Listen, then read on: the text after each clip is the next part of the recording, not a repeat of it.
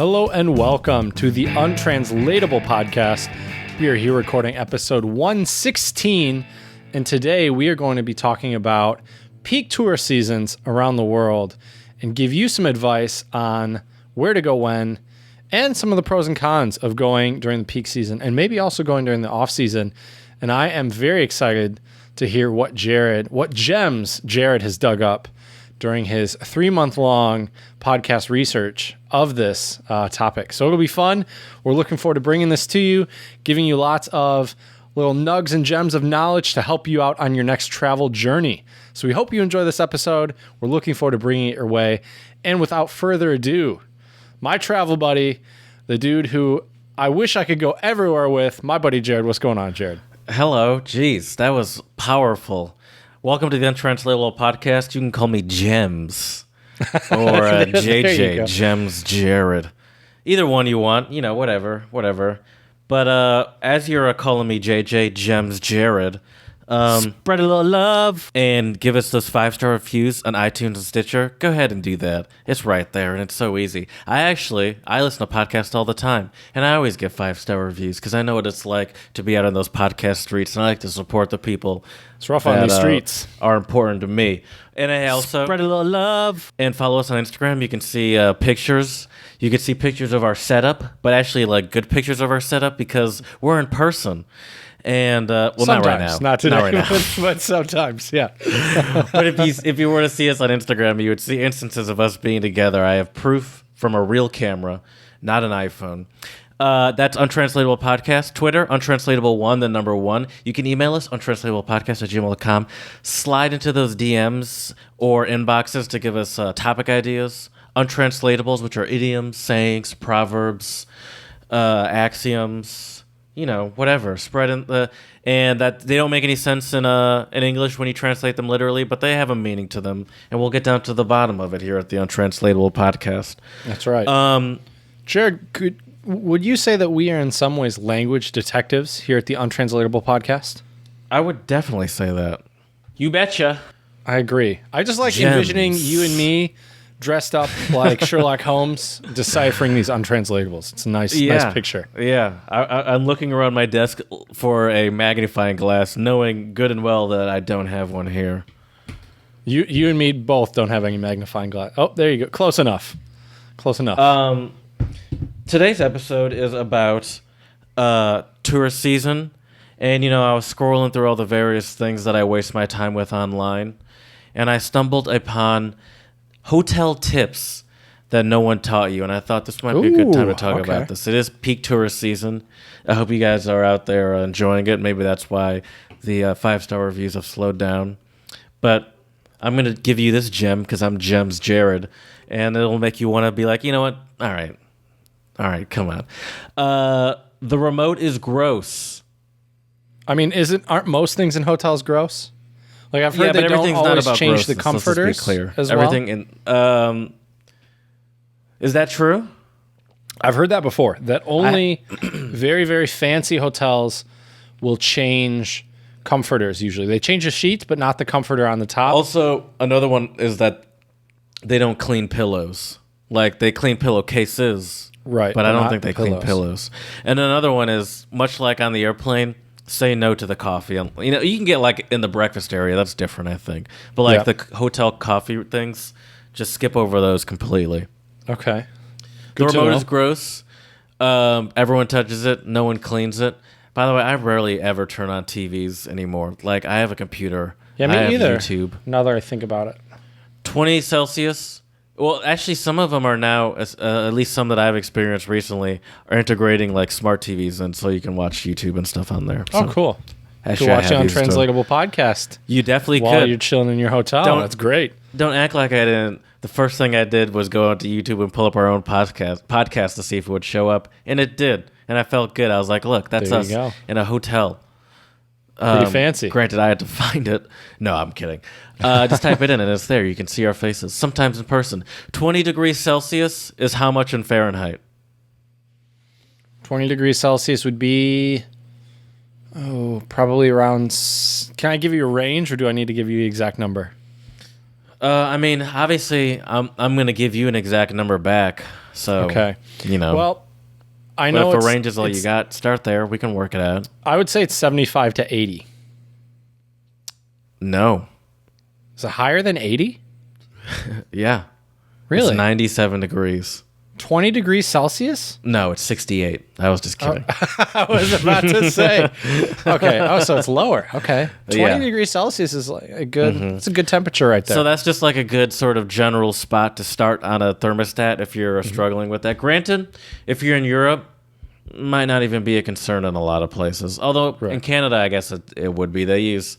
They're civilized. They have AC and heat over there. Be skeptical of drinking glasses, especially if the hotel lacks a restaurant. Generally, drinking glasses are cleaned after every guest. Generally. Oh no. Oh, that's no if good. there's no on-site restaurant, how are they cleaned? By hand, presumably. But how well? Give them a rinse and sniff at least. That's true. A sniff is not going to do anything. If anything, it's just going to give you herpes on your nose. I would say don't use them. I mean, you can use them, but wash them first, at least in the sink or something. I would say the better alternative, if possible, would be the already packaged. Now, not necessarily as environmentally friendly, and we do try to be environmentally friendly here, but the like paper cups that are usually wrapped in plastic that you have to open the plastic. But we also support being hygienic. I agree. I've used one of those. Actually, last time I was here, before I moved here to Michigan, the hotel I was at, that's all like they had as an option. Usually I actually use the glasses and I don't clean them, but it does always feel I always do feel a little gross. Anyway, last time I was in a hotel, I used one of those little wrapped up plastic cups, and it definitely felt cleaner, except after when I was done with it, I actually nicely tucked it back in and put it back down. No, I'm kidding. It's just so small, you have to fill it up every you take a gulp of water and it's like fill it back up. Refill it. That's true. Don't put your luggage on the bed. Now, obviously, beds are gross and stuff, but your luggage is always being put on the floor/ground when you travel at airports, which are, arguably one of the grossest places on earth. On the street, arguably pretty close to one of the grossest places is the street. Trains can be pretty bad too. Yeah, can be and are. So, you concern yourself with those black lights, but put a black light on yourself for a hot second. Really, I don't know if that's such great advice, Jared. Mama hoo hoo. Long cables for your phone or a travel power strip. I'm a firm supporter of long charging cables for my phone. So, like most of my chargers are like maybe double or double and a half the length of your standard sort of iPhone charger. Right. Yeah, that's smart. That's very, very smart. Yes, you can take the little bottles, the little shampoo bottles. No, you can't take the robe. And I understand in theory where it's like, oh, you paid for those bottles, you can take them.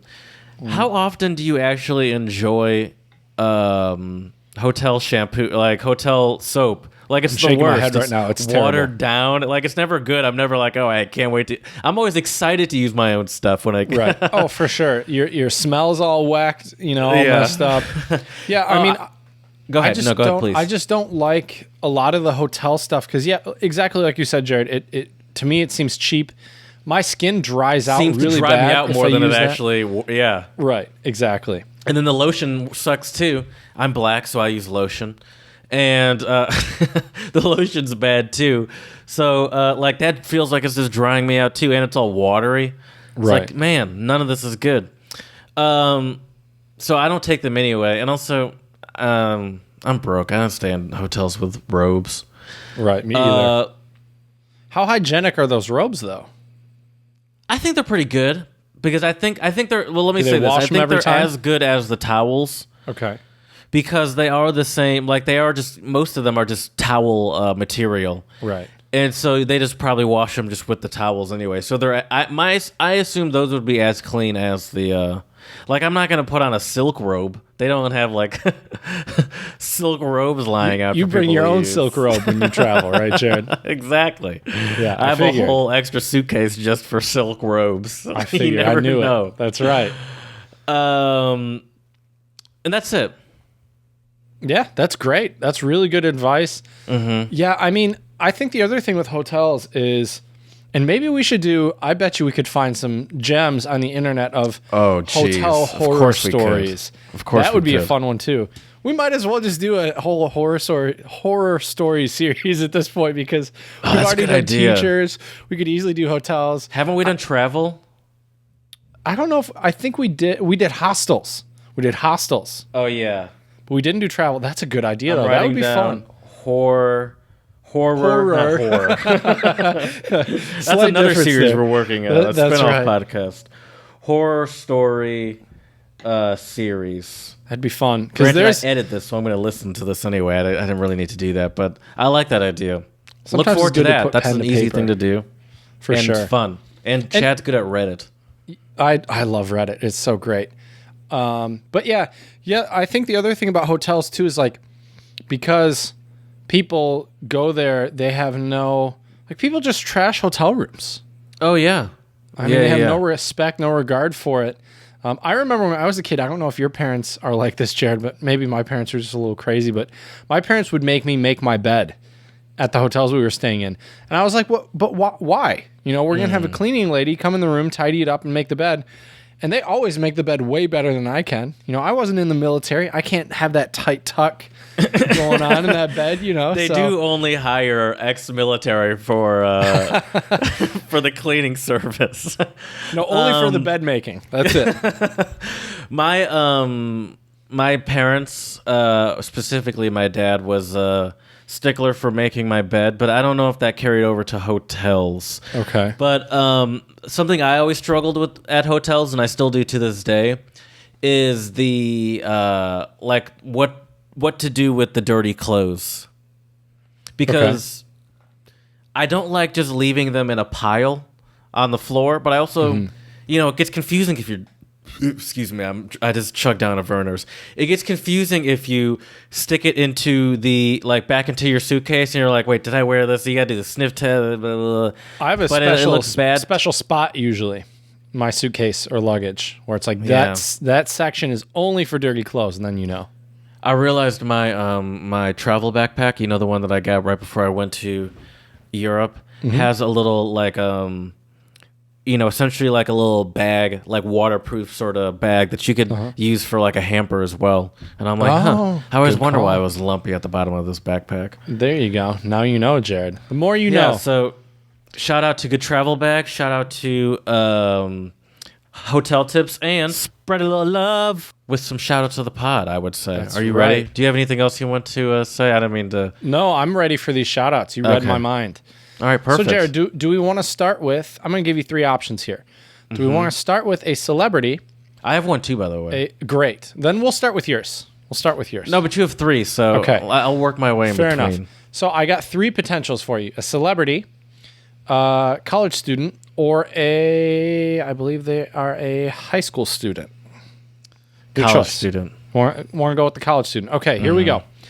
So, let me see here. All right, so Liam McCulkin, our shout out first goes out to Liam McCulkin, who is studying right now at Scotland's University of Dundee, who is actually a deaf student who is studying science and realized that British Sign Language deeply lacks a lot of signs for scientific terms. So, as he delved more into complex topics... I think they have this sign down, though. What's that? Can you not see me? I see you. What sign is that? Oh, like the backwards peace sign. Oh, fuck I'm doing you. a backwards peace sign, yeah. Is that actually sign language, though? I think it translates. I bet you it translates. Okay, it might. But I don't anyways, think a deaf person's looking at that like, I'm not sure. That doesn't follow what my book of standard British sign language says. I think fair. they get it. That's fair. But yeah, I think this is sorry. great, though, that... I didn't think that would be so confusing for you. It's all good. It's all good. But yeah, so anyways, Mr. McCulkin has...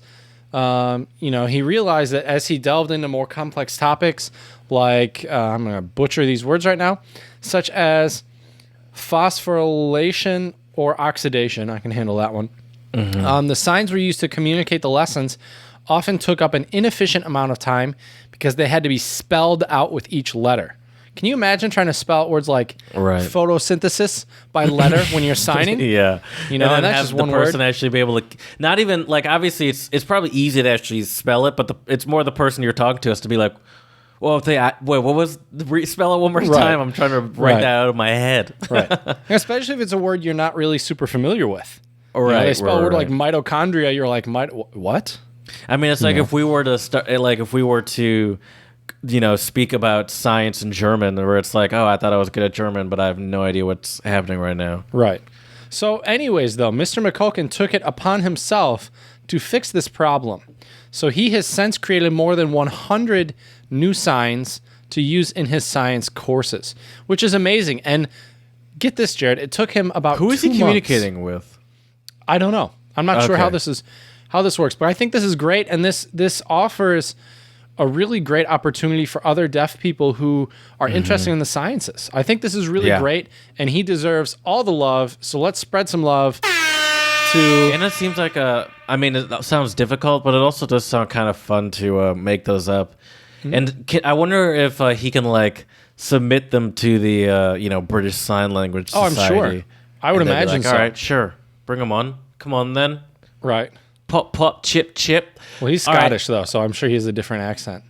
Although, he signs, so I guess there's no accent. God, I'm an idiot. Anyways. Anyways, God, we're so stupid. All right, Jared. Time for your shout out. You betcha. Innocent man released after 21 years in prison. Star witness confesses to killing. I can't live with this on my conscience. Seemed like you did a lot of living there, Chief. Damn, no kidding. 20 years worth.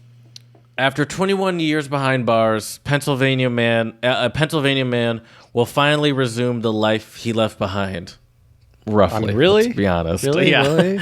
Dude, I wasn't going to bring it up, but when I first read this article, I had the exact same reaction. Even just by myself, I was like, I mean, not really. That's like literally impossible. Yeah, exactly. It's like he just walks out. All right, now put on a suit and go to a desk job, and there you go. Right. Well, all right. Back to the old grind. Yeah, that doesn't work. That definitely doesn't work. My job has to let me back. Your company doesn't exist anymore. They went out of business 10 years ago. Where's my house? Yeah, it was bulldozed 10 years ago. Sorry. Yeah. Oh my God. This is getting too dark. We're trying to spread love. This is my bad. CNN reports that 44-year-old man, John Miller, has been released from prison after David Williams, to start witness in a murder case that Miller was charged for, has confessed to committing the act himself. I'm very happy and excited that after 20 years, I'm finally being heard and that my innocence has reached the surface, Miller said in a written statement. I'm going home to my family. I'm overwhelmed, excited, and happy.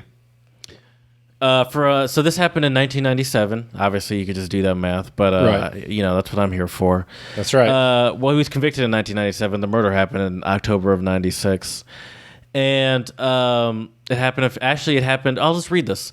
Miller was convicted in 1997 for the October 1996 murder of Anthony Mullen during a robbery attempt outside of the 30th Street station, Philadelphia's main railroad station. I know where that is, not to brag. According to court records, Mullen has been shot to death. A jury convicted Miller of second-degree murder, and he was sentenced to life in prison. David Williams was the witness who identified Miller as the killer, according to court records. Williams told police, in exchange for leniency in another case, that Miller had confessed to him that he killed Mullen, the court records show. A couple things. One, that's what I hate about the legal system, where, obviously, this is the best, quote-unquote, the best way to do this, and we have to have due process. Mm-hmm. But, one, you always hear how witnesses in general are usually unreliable sources. Everyone's memory is different, especially in a traumatic situation. And it changes a lot too. Right. Yeah, people can give wildly different accounts of the same situation. But this is even a step further than that. The key witness that put the guy away is the one that did it. How the turntables, Jared.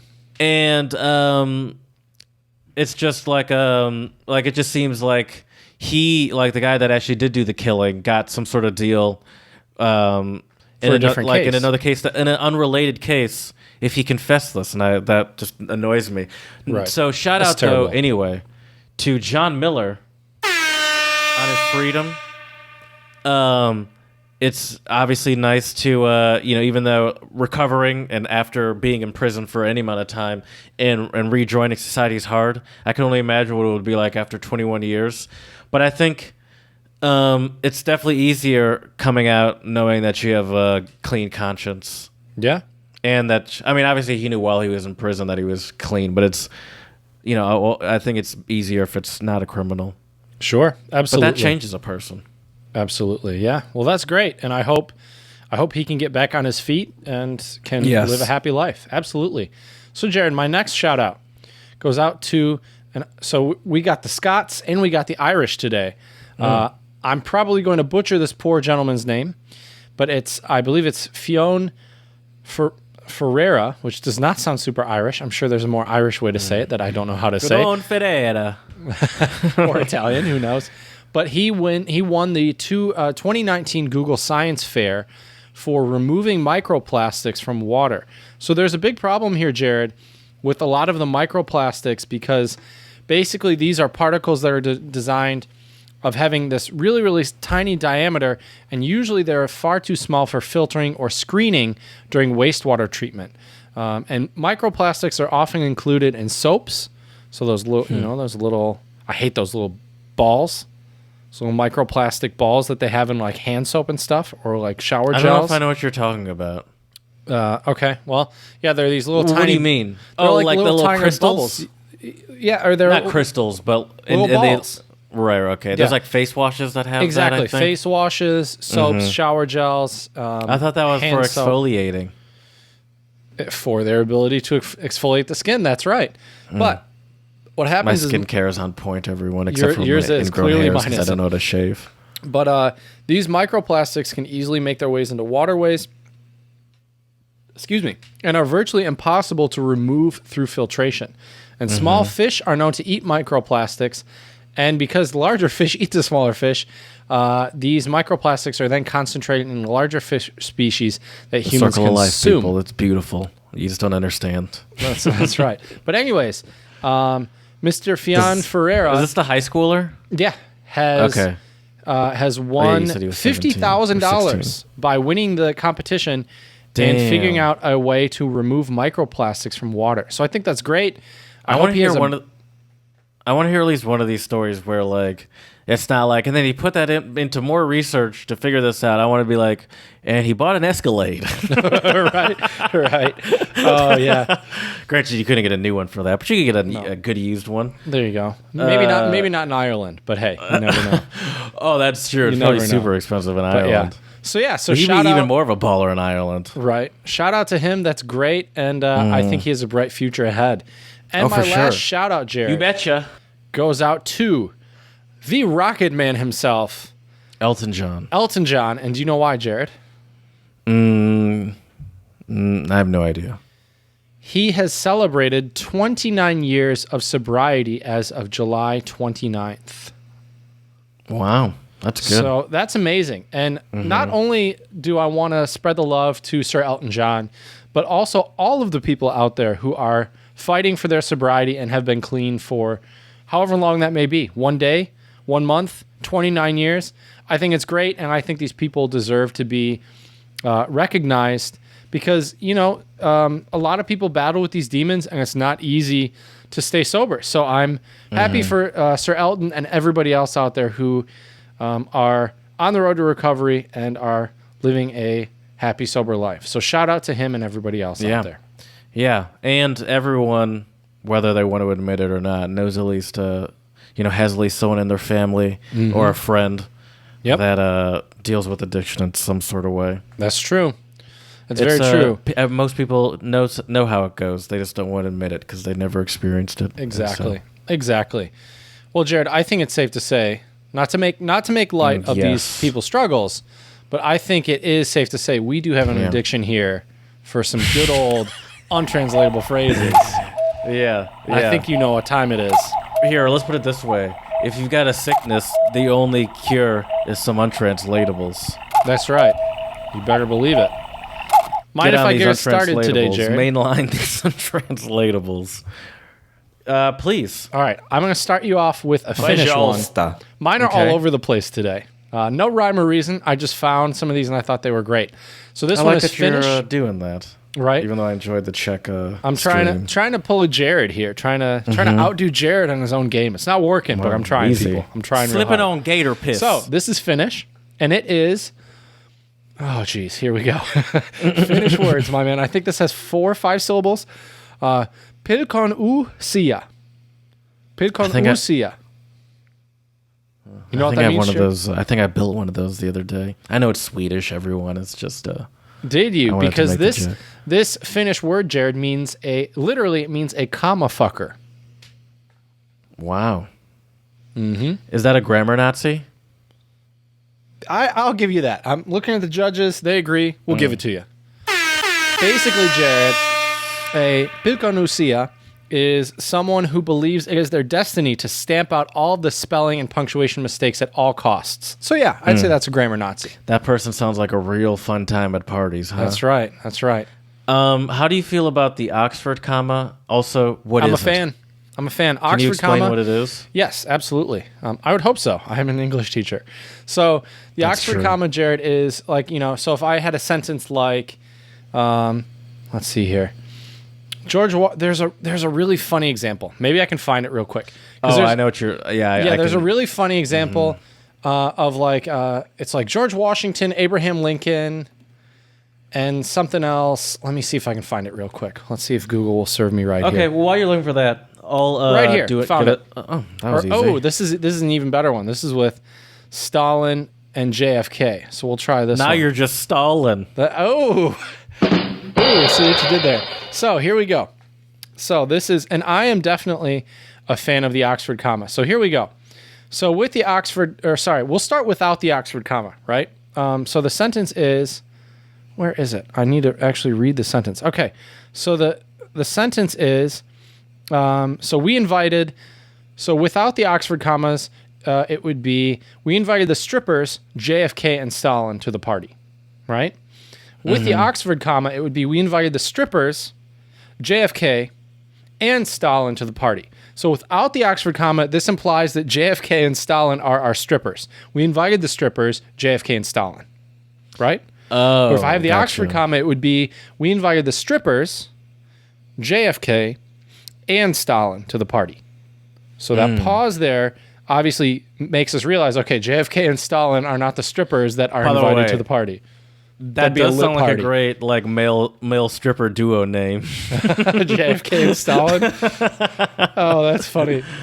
The Oxford Stripping Company. Yeah.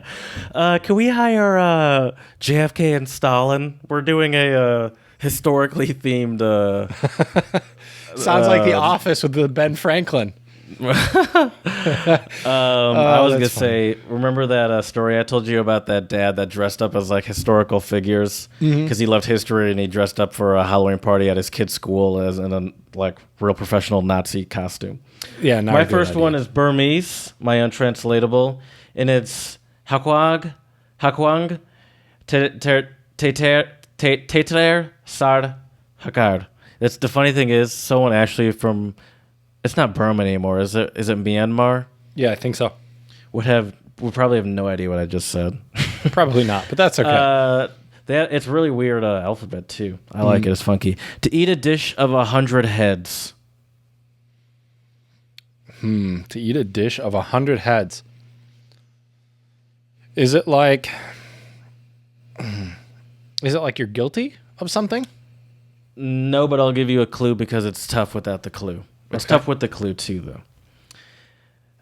The saying is from the story of an old man giving instructions to his sons in riddles before he died, which, by the way, F you, Dad. Just that's not a great idea. So just something that's I'm not done. Okay.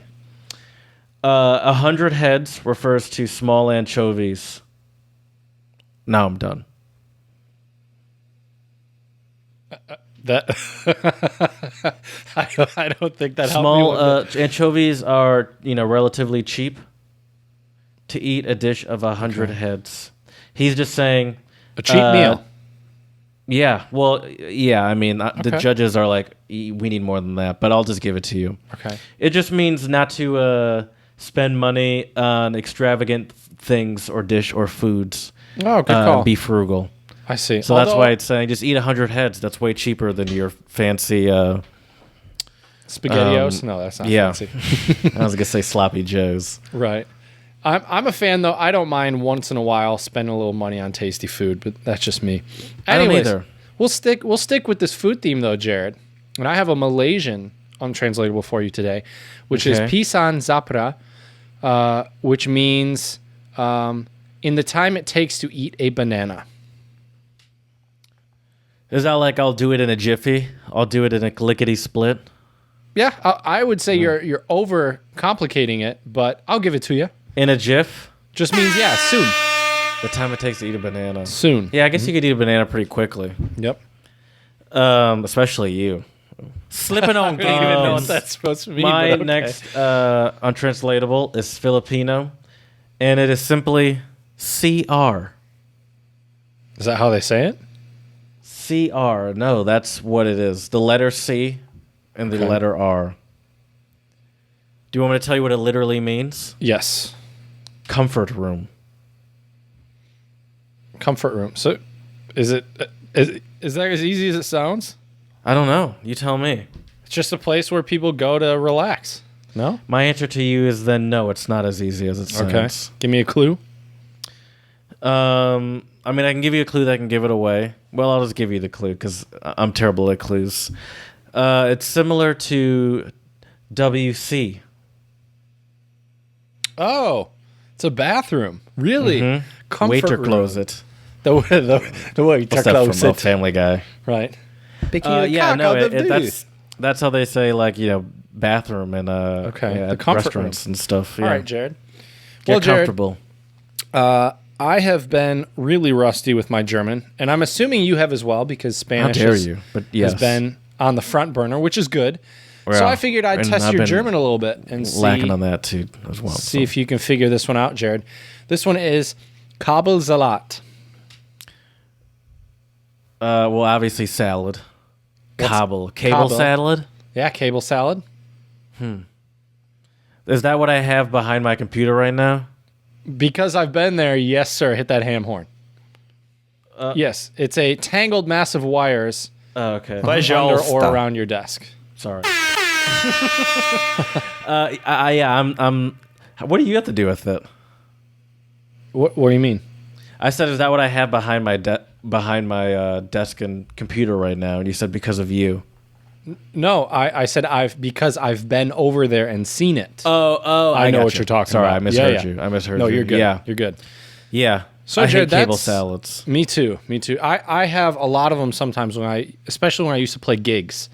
Oh yeah, That was bad for sure. Or the most common cable salad that just about everyone can relate to: the headphones in the pocket. Oh, that's the worst. Mm-hmm. Tangled headphones is the worst. Well, Jared, you know what can or could not be the worst? Traveling somewhere during peak travel times. You betcha. I agree with that. Now, obviously, you and I on this podcast have talked plenty of times about the struggles of traveling during peak tourist season time. Once or twice. And just for we'll give a quick run over of what peak tourist season is, because really it just goes off of weather. And time of the year. So it's mostly based off of wherever the nice weather is at the time. Absolutely. So if you're in the northern hemisphere, then July and August tend to be the highest tourist Right. months. Right and June now. a little bit too. And if you're in the southern hemisphere, then I assume it would be December, January. I don't know. I think so. Whatever I think their that's about summer right. is. Except obviously if you go to a skiing place or something like that, Right. where then it would just be winter. Exactly. Um, and another so- aspect, Jared, of the high season as well is also related to holidays and school Yes. vacations as well, right? Like I cannot imagine visiting New York City during Christmas or during New Year's Eve. I'm assuming it's a madhouse there. Yeah. And by the way, anyone that goes to like Times Square for New Year's, turn off this podcast, throw your phone in the river, and then follow your phone. Getting real friendly today, Jared. I realize like it's it. a little aggressive, but I'm hungry. Okay, everyone. I tried to cook before and I had a mishap. Anyway, so Berlin and Prague. You know, we had some fun traveling through Berlin and Prague a couple of months ago. It was great, but we did spend the majority of the time walking through at least a low level of drizzle, essentially the entire trip. Like there were peaks of sun, but covered in rain. Do you think that was worth it to avoid peak tourist season? You know, I think I'm going to give you what the Germans say is a solid Jein. A yes, Okay. a ja, and a nine. A solid Jein. Because it's great in terms of we didn't really have a ton of crowds. We had to like scuffle through, except for at a couple of the tourist destinations. It was very crowded. The Brandenburg Gate in Berlin had a decent amount of people. But I would say if... So did the Charles Bridge in Prague. That it's always like that. Doesn't really matter. Okay, that was going to the be my season. question. Does it get Yeah. worse? Oh yeah, in the summer. I mean, I went there. I walked across it. Across it? I walked over it, I guess, right before I left. So end of June, early July, July 1st, I think. I walked across it, and it was crazy. It was pandemonium. Yeah. And, you know, it was barely fun. moved, Had to essentially? photobomb Is that a couple like- people, but, you know. Oh, what? that's fun. Do you actively photobomb people? Because I will. I mean, sometimes. Yeah. Like, if I I'll have get the behind and opportunity. be like, yo, what's up? Or like, give a I stupid usually face. do that. I usually do that. But if I see it and I'm do like in the sometimes. vicinity, I might pop my head over real quick and do that. So yeah. So other than that, I would say for the most part it was worth it. It was definitely worth. Having the less than ideal weather. Yes. Now, is it fair to admit? Can we now? Maybe we have to work at this, but is it fair to admit that it's not all bad traveling during peak season? Sometimes maybe we'd even recommend it. Yeah, I would say once in a while. Absolutely. Can we try to maybe go back and forth on some ideas why that is? Absolutely. Absolutely. You want to start us off, Jared? Sure. I would say because a lot of popular activities in that city tend to happen. You know, there's stuff obviously that happens in other times, but there's usually always something going on around the peak tourist season. And I think that, you know, that's because maybe if it's a big holiday like Mardi Gras or something, or like Oktoberfest or something like that. Like these are sort of like, you know, defining tourist attractions of the city. So, you know that, like, granted, neither of those things happen during peak tourist season, but you understand what I'm saying. Those are peak tourist attractions. So you can hit the attractions, like the some of the top attractions. I'd say it's one. You really get get to see cool stuff, I'd say. And I think the nice thing too about when you're traveling during peak season, and I think that the key is just that there's going to be more opportunities for a variety of things to do, which I think is a huge advantage during the peak season. The only bad thing though is because there's more people, there may be also a lesser chance of there being tickets available, or you might have to wait in line longer. You know, I don't think you and I really had to wait in line for pretty much anything when you came to visit in Berlin and Prague. Did we? No. I mean, even think so. when we walked into Karlovy Váznia, we kind of just strolled on in. That's true. I said that like a real American. Karlovy Váznia. Actually, Karlovy Váznia. Yeah, and actually, I walked by it one of my last nights in Prague, and the line was super duper long. Yeah. So yeah, I can imagine that. So yeah, and I guess though too, if you're traveling to meet people, I would say the peak season is obviously better. You know, for our dudes like Don, peak season is probably ideal time for him. Although he could make friends during any time of the travel season. I might agree with you on that, but I definitely agree with you on that. But I would give the caveat that it's better for meeting tourists. Like I feel like the higher concentration of tourists could actually potentially make it much harder to meet, locals, which we tend to promote here. Oh, absolutely. Because I think, the more tourists around, the more that the locals kind of just ignore them. Yeah. Which Yeah. I for agree good with. reason, I would say, for the most Now part. there's the obvious there's the obvious greatest reason why, and it's the weather. For sure. I mean, how nice is it to experience? Because for the most part, now obviously there are outliers, but like Sure. there's every like country or like touristy country has like its time when it's very nice out. Mm-hmm. Like for whatever that might mean for that area. I'm not saying the temperature or the weather is the same. And it also depends on what kind of weather you like. I personally do not do well under super hot weather.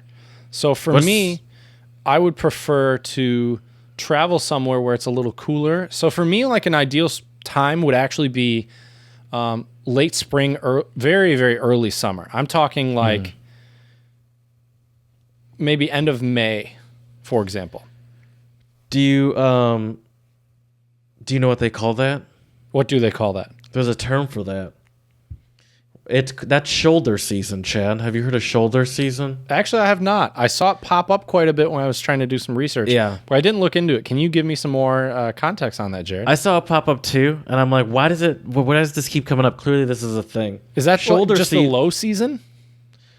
No, that's off season. There's off season. Off season, okay. And then shoulder season. Okay. And peak tourist season. Okay.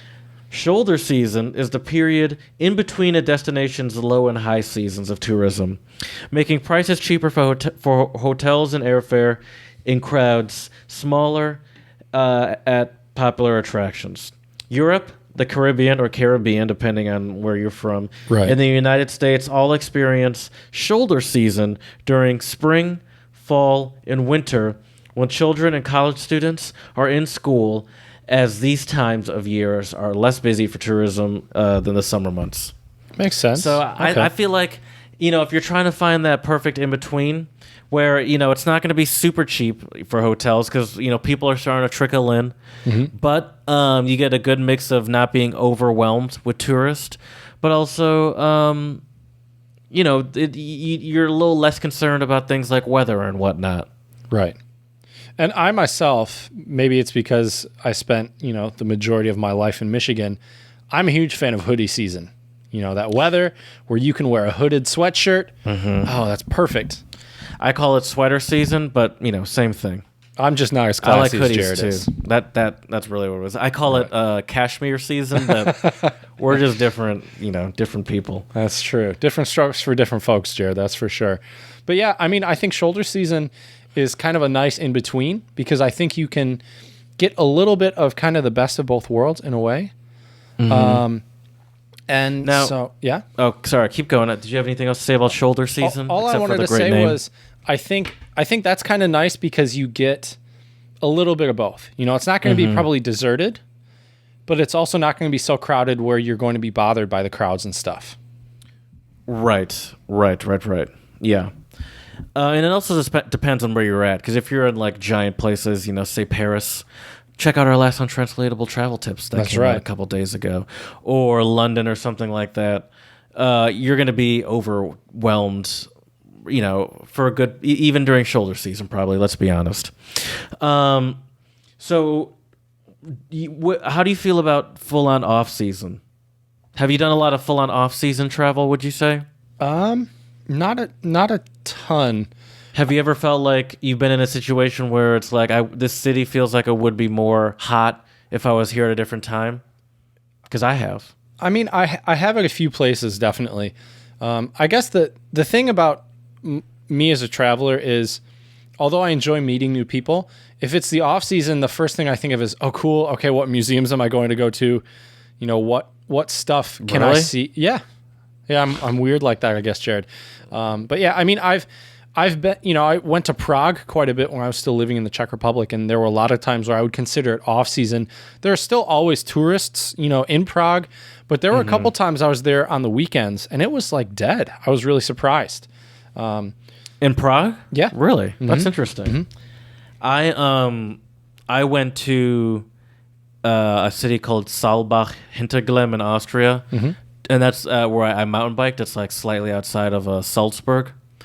And I went mountain biking, so it was maybe, I don't know, it wasn't winter. Okay.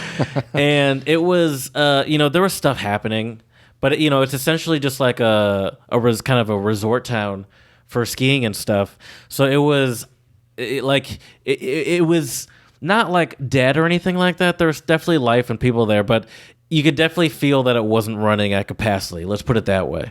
Right. Where it's like you could almost feel that this area has potential for more to be going on. Right. Like you don't really feel that way if you're walking through New York, anytime. You're like, no, this people are living on top of each other already. But it's like, yeah, I feel like this could have more going on here, but I get it. I'm here in April. Right. But I think if for solo travel, maybe I would recommend off season. Really immerse yourself. I think there's more opportunities to explore and get off the beaten path a little bit during the off season, because sometimes you kind of have to, because there's less to do, so you have to do some extra exploring. Get creative, which is a lot of fun. So yeah, I don't know. I think it really depends on how social you are, and what you expect or what you want out of your trip. If you want to just do sightseeing and experience the vibe of the town or the city, I think you could do that no problem during the off season. But I think if you really want to meet people, I think there's a lot of people our age and younger who really enjoy traveling to like meet interesting people and hear their stories. And if you're going to do that as well, I would suggest staying at a hostel for sure. Easiest place to meet people as well. And I mean then I would probably recommend the peak season, but you're obviously going to be paying a prettier penny for it. That's for sure. Do you have a guilty pleasure tourist attraction? Not including a museum, because you just said that. Right. I might say... Do you mean like in a specific city, or what do you mean? Or maybe you could give me something specific, or more like almost like it feels like a tourist trap, but you can't help but love to see these kind of things. Oh, that's a good question. I mean, well, for me, it's definitely Stephansdom in Vienna. I just love walking down Kärntner Straße. It's like the main shopping street in Vienna, well, one of them. And I love walking down that street because it brings back all the memories of when we were living there, and then ending at Stephansdom and just staring at it and just enjoying the view. Otherwise, I mean, obviously, as you mentioned, museums, anything music related, really. If it's a concert, love museums with musical instruments. That's always super cool and exciting. Composers' houses as well. I would say those are my go-to, and a lot of Vienna those specific, but yeah. I mean, you can see that in other places too. But yeah, so I would say those are mine. What about yours, Jared? I enjoy now, see, I hate to be this person, but a Rathaus. But what do you call that? Rathaus like a is government the city hall. City hall. I enjoy seeing city halls of cities, especially in Europe. They are gorgeous. Or like the fun fact that the one in Vienna looks very similar to the one in Munich because they were designed by the same person. Right. So I do like the enjoy Mama that. Hoo-Hoo guy, huh? That's very true. He's like, you know what? I already knocked it out of the park the first time. So Mama Hoo-Hoo. You get the idea. That's right. Here's a Rathaus. That's crazy. Right. Fun fact for you, Jared. Rathaus in Czech is Radnica. Radnica, yeah. Okay. Kind of a cool word. Right. But yeah, I agree. I guess architecture in general, now that you mention that, you like the city halls. I guess I really like a couple different churches that I love. Every time I'm in Berlin, I try to go to the Berlin Cathedral as well, because it's it's on the Spree, on the lake, on the river there, and it's beautiful. Check out our Instagram if you want to see some pictures of that. Another tourist attraction trap that'll get me every time. Now I'm a cheap person, so I'm good at not spending stuff. not spending money on stuff unless it's food. Christmas markets. Oh, that's true. You should have seen my mom going bonkers at the one in Dresden, buddy. It was crazy. Yeah. See, luckily, I mean, I don't know if it's luckily or not. I don't buy trinkets and trinkets and trippets. I find that hard to believe. But I do like to spend money on food. I'll tell you that much. And that Christmas market food is the bomb. And there's so many options, and it's so like decadent, like the spätzle with ham, or like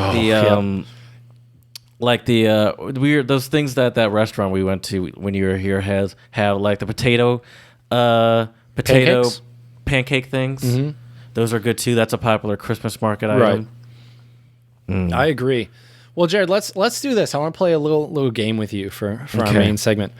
I want to do like if you're a type of traveler, and I want you to give me if they should go high season, shoulder season, or the low season. Okay. Okay. So, Jared, if you're a very calm and relaxed traveler and don't have a packed full itinerary, which time would you peg them in?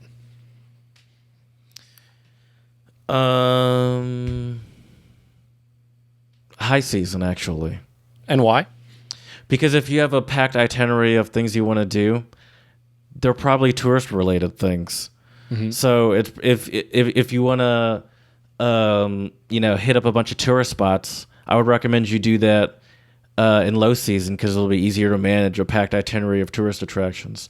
But if you want to experience if you want to just like roam around and experience a country or city, then you're not really those tourists don't have to really get in your way, and you can just sort of go with the flow and let the trip take you, and you can be in nice weather.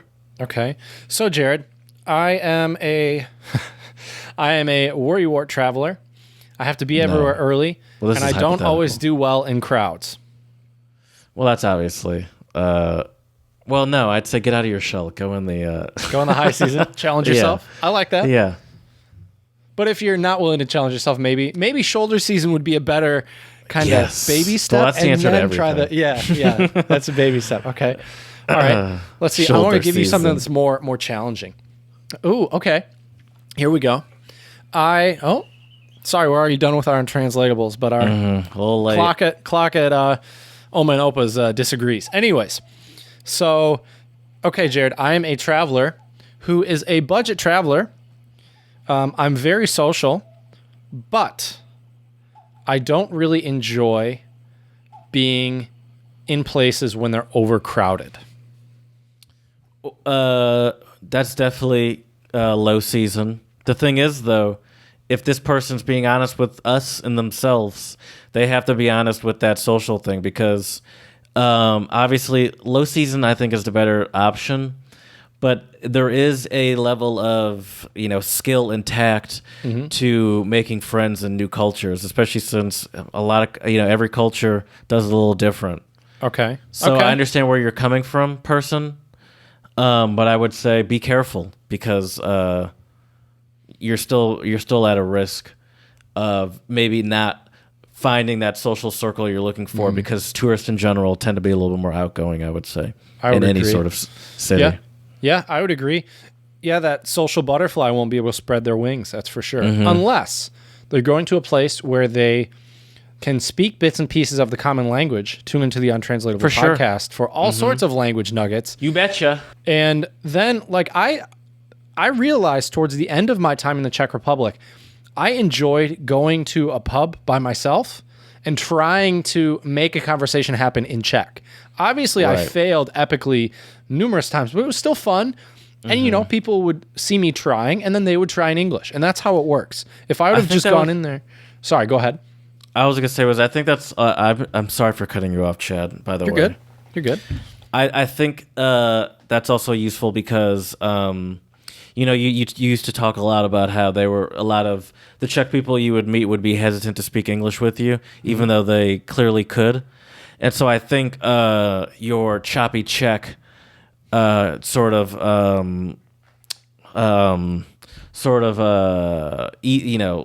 the mood. Sure. Yeah. Essentially, I would agree. Or eases that anxiety that the Czech person might have to speak English. And Right? I think They're like, I'm definitely better than this guy. right. Oh, dude, if I had $1 for every time I told people when they were too shy to speak English, I was like, look, trust me, your English is way better than my Czech. If I had $1 for every time I said that while I was over there, I probably could have bought a house in the Czech Republic and stayed there forever. That's for sure. But yeah, I agree with you. The other thing too is I think if you speak a language so fluently that you might actually fool someone for being a local, they might also not be as curious to talk to you because they're just like, oh, who's this just local dude striking up a conversation? But I think when you say, oh yeah, I'm a tourist, that opens up so many doors for conversation. Let me give you a couple other scenarios, Jared, and let's go with this. So I don't care about the weather. I have lots of money to spend. Let's see here. I don't care about the weather. I have lots of money to spend, but I am a planner and want to see everything I can during my vacation. When should I go? Shoulder season. Okay. And why? Because you don't really have to concern yourself with, just off season. If you don't care about the weather, I know you have a lot of money, but that doesn't mean you have to spend it. I'd say save your money and just go in the off season. Okay. That's fair. Because I was going to say, I mean, just because you say you don't care about weather, doesn't mean, but clearly that's a person with just an agenda, and just do it when people won't get in your way. Right. That's fair. It'll be easier to stick to your schedule. That's because not everything, true. Even in a lot of tourist places, there's a lot of lines. That's true. Well, Jared, now let's do this.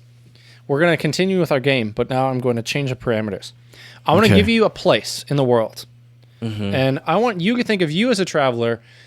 Would you rather go there during the off season, the shoulder season, or the peak, the high season, the peak season? Okay. So you can respond too, by the way. Okay. No, I prefer just hearing your opinion. I'll add my 2 cents, Jared. Well, since we just did a travel tips on Paris, if you were to go back to Paris, obviously you would be with me, of course. Right. But what time would you pick? Definitely low season. I would agree. And if you listen to our travel tips episode, that's one of the things I asked you was, would you think it would be different, or do you think it would be possible to have a pure, like a trip where you avoid all of the sort of tourist areas, or is it the tourists just unavoidable? Right. And that's my question about Paris. Is there even a low season? And I'm not sure. But yeah. Okay. How about, let's see here. Now I'll pick an American. New York City. I would say shoulder season. And why? New York City gets hot and it gets humid, so you don't really want to go in summer. And obviously that's tourist season. The good thing about New York is it's gigantic. And so, yeah, there's like stuff like Times Square, but it's easy. Well, not easy, but it's possible to have a good New York trip and sort of not really feel like you're doing touristy stuff or in the touristy areas. And the weather will be nice, as I mentioned, because it does get sort of hot and humid in summer. And there's like a serious, New York has a real winter. Right. So, yes, it does. I wouldn't recommend winter. And so I would say a shoulder season. That's perfect. New York is a perfect place for, they have sweater season too. So right. I think you can have a comfortable time with a light jacket and maybe a sweater and feel comfortable and not have to concern yourself with either the hype of tourist season and the prices, or the even the hotter, or the extreme temperatures. Oh, definitely. Most definitely. I think another thing to keep in mind too, Jared, is, you mentioned the cold in New York during the winter. Just the different types of seasons that are around the world. If you have like a monsoon season, maybe don't want to travel to those places during monsoon season. Where it's almost guaranteed it's going to be raining for like 23 hours a day. Exactly. So I think that's also important to keep in mind as well. And really think about, well, what's more important to you as a traveler? Are you okay with doing stuff inside if the weather's crappy your whole trip? Or is it really important for you to, maybe you want to go hiking, maybe you want to see a lot of nature while you're there, and that might also help you decide when I should go. Give me another one that I don't know the answer, like that I haven't been to. A place you haven't been to. Okay. Mm-hmm. Let's see here. Let me think of a place. Oh, well, I told you all about Carlo Vivari. We did on the road, Yes. road again, I think there, or we talked about it quite a bit. How about there, Jared? Would you go high, low, or tourist season? Now, I don't fully know what the temperature's like there. I would So say does it's pretty close to Michigan, actually. They get some real winters? Okay, the winters aren't as extreme, but otherwise they do get some snow, but not nearly as much as Right. we tend to get here. But I would say it's fairly close. No, I would say tourist season. Okay. I would say peak. Because, I mean, one of the big things about Carlo Vivari, I was trying to think about it. Well, here, I'll and keep in mind, I've never been to this place. I've only heard Chad talk about it a couple times. I would say the good thing about going in peak season is you can really enjoy the what's the water source thing? What do they call them? Oh, the springs, the colonnades, springs. or promenades. Are there hotels that have springs like built with like hotels built around springs? Is that possible? I mean, there's hotels around them, but I think it's all public. I think there might be okay. hotels with them, but we stayed in an Airbnb because I'm cheap, so I'm not going to stay in one of those fancy spas. I would But, say yeah. if you care about the springs and if that's a cool part of the trip to you, then go in peak season, especially since Great Czech for people Republic, watching too. Czech Republic, in comparison to a lot of other European cities, is generally cheaper. And then also, it's not a big city. So tourist season, it'll be noticeable, but it won't be overwhelming. If you Right. don't care about the springs, definitely off tourist season. Because whether it's tourist season or not, spas are open. Oh, definitely. And it's also fun to sit in hot tubs when it's super cold outside. That is true. And you could probably get good deals. I'm obviously on hotels and stuff, but probably on massages and stuff too. Right. Yeah, that's true. That is very true. Well, Jared, now Good what I want to consumer do. advice right there. That is. What I want to do now is tell you, in case our listeners out there are wondering, I don't want to go during the low season, but I don't want to lose all my money on this one trip. I'd like to travel some more. So I'm going to give you some shoulder seasons around the world. So Okay. we're going to start with Asia and Oceania. And in March, you have Langkawi and Malaysia. And then also, so the beaches there are less crowded in March. And then also in India, March tends to be apparently before the temperatures start to get really, really hot. So wait, they're in the southern hemisphere? Yep. Summer starts in March. It says here this is the shoulder season. Okay. No, sorry. I'm just go ahead. Trying to figure it out. I don't blame you. So that's March. Then we have April. One place you could go to is New Zealand before winter. Then in May, Australia. The weather is great up north, and the airfare Australia. from the States to Australia is actually at its lowest. So that's kind of interesting. Okay. So in May, in June, Australia once again takes the cake for June. September, Bali before the rains start, and Hawaii because the summer crowds are departing from Hawaii. October is also Bali before the rains start. November, and remember, this is all just Oceania and I believe this Asia. Thank you. October, Bali. November, South Pacific Islands in New Zealand. December, Langkawi, Malaysia, New Zealand. So now we'll move on to our next continent, which is Africa. In March, you could go to Botswana because the floodplains are starting to dry. In April, also Botswana, the floodplains are starting to dry. In September, South Africa, the foliage is still perfect for game viewing. In Morocco in September, all the European vacationers have left, but the weather is still fantastic. Morocco continues in October for the same reasons. Kenya, because the wildebeest migration is ending, but the herds are crossing the Mara. November, we also have Kenya for the same reason. Now, this is interesting. They also say for November, you could also go to Botswana, but they say also as the rains begin. So I'm not sure if you want to do that. Now, Europe. In April, in Europe, you want to go to the Mediterranean because this is before the summer crowds arrive in the European season, the Mediterranean. And it gets hot there. Right. They say Like May. real hot. Right. This travel and leisure website, I'm a little sad for their lack of detail here, but in May they just say European cities. So there you go, European cities. But I would agree with that. I've done a lot of traveling in May in Europe, and it's a good time because there's not a ton of people. It's hoodie weather or cashmere sweater weather for Jared. So Usually you can rely on the weather in May. Oh, for sure. For sure.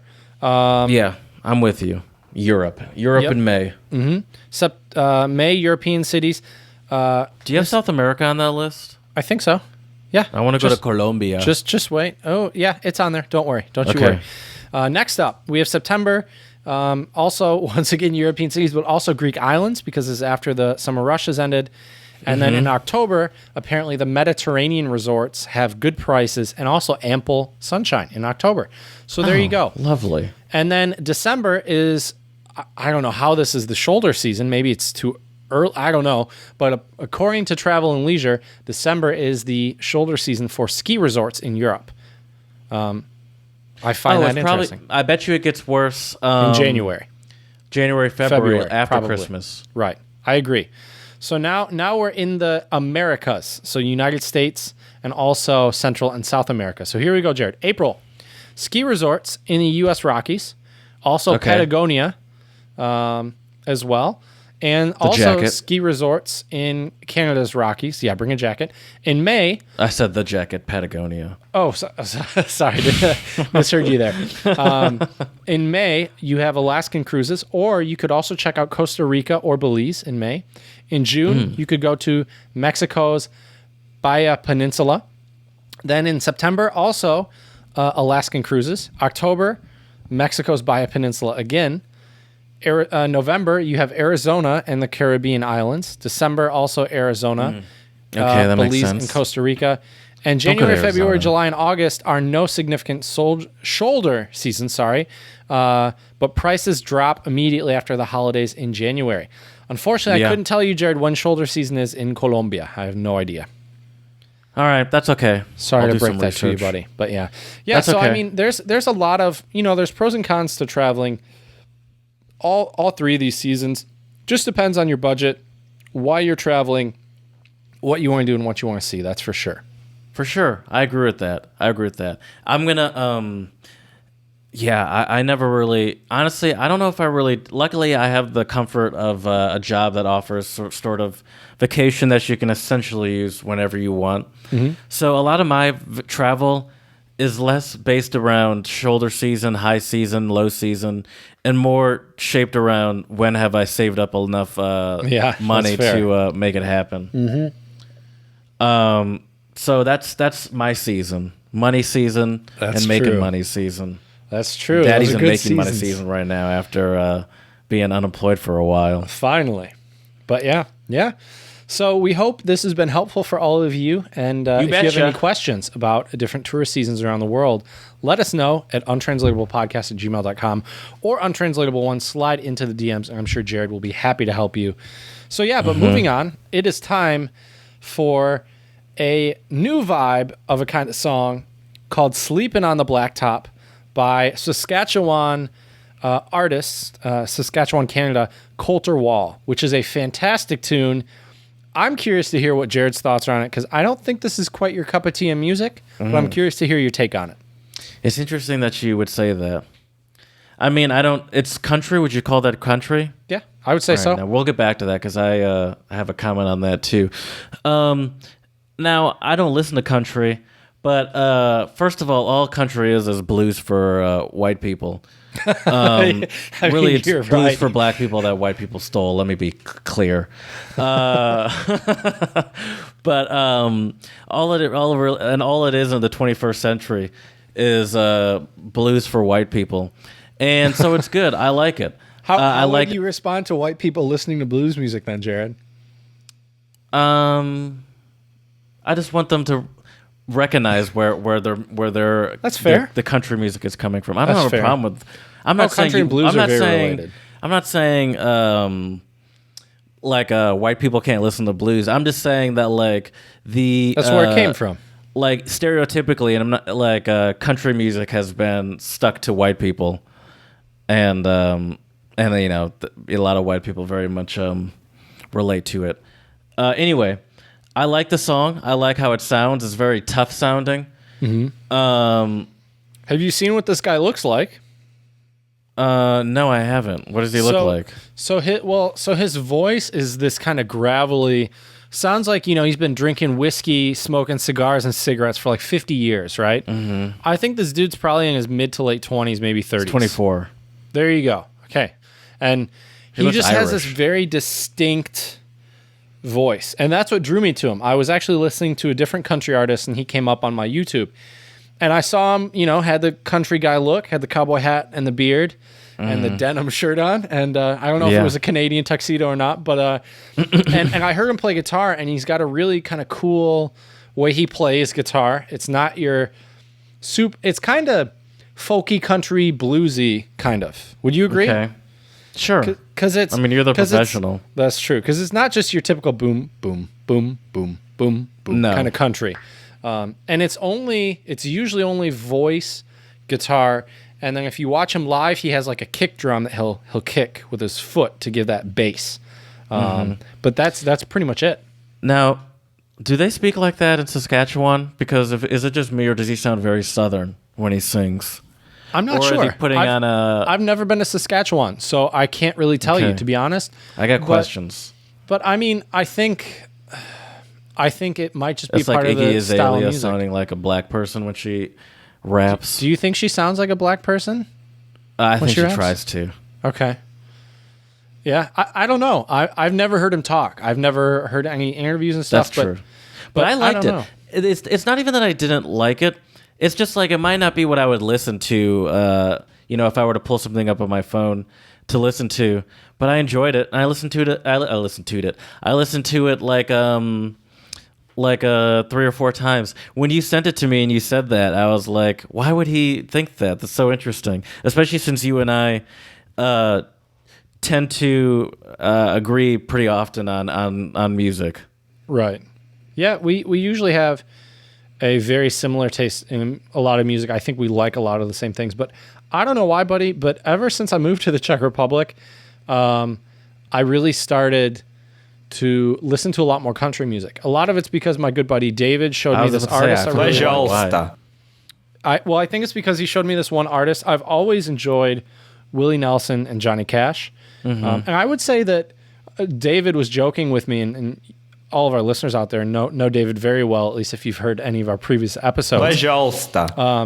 And the funny thing is, David told me he sounds kind of like a Canadian cowboy Johnny Cash. And I would agree with it a little bit. He's got that kind of lower voice like Johnny Cash.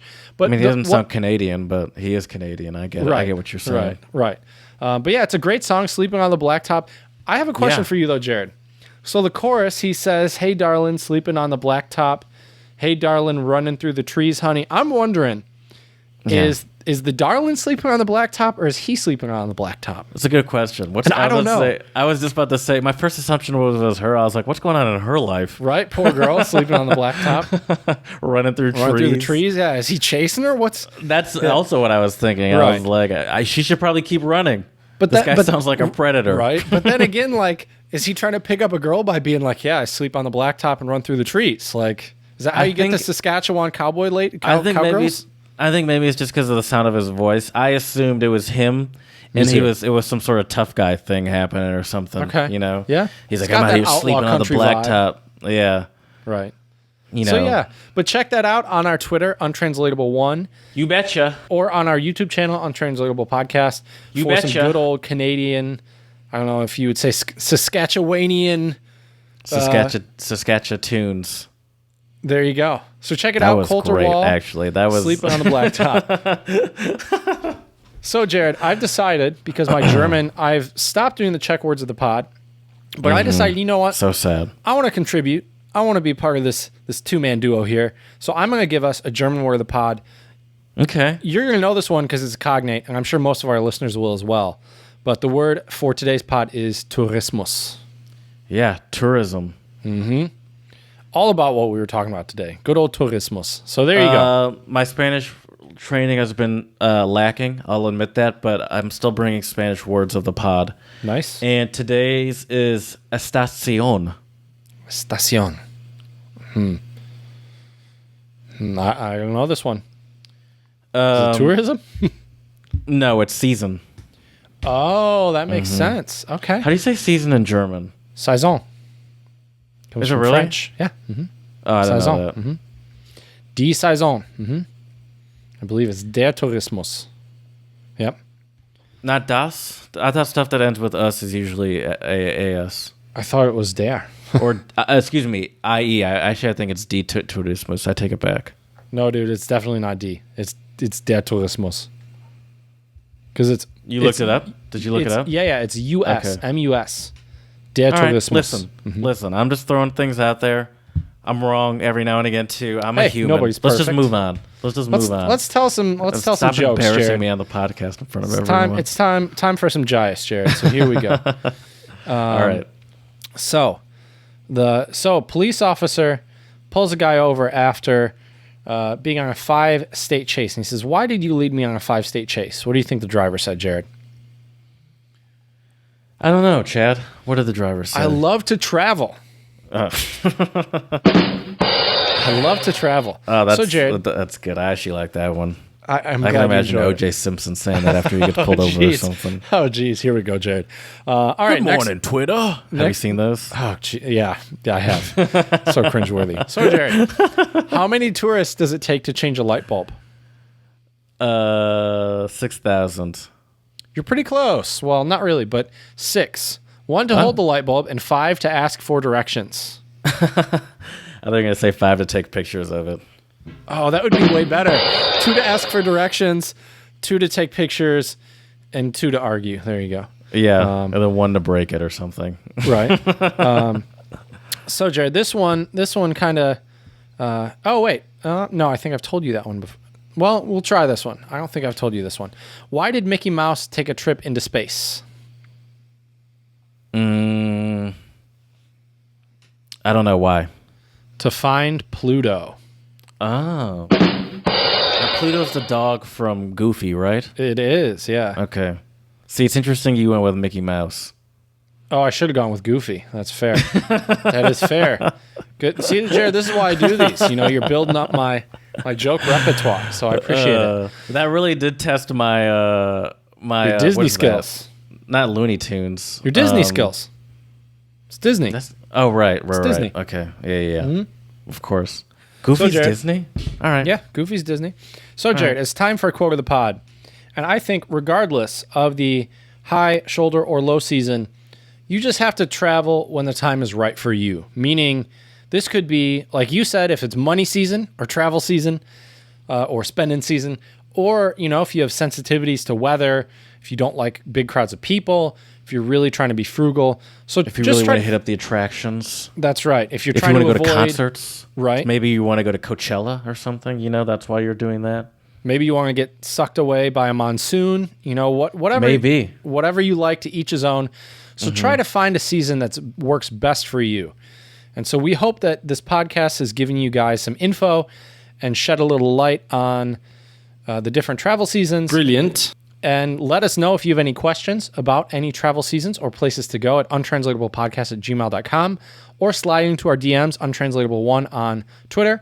Check out our Insta for all sorts of different travel pictures and other shenanigans. Great clips made by Jared, Untranslatable Podcast. And lastly, please, 5-star reviews on iTunes and Stitcher, and give us some feedback.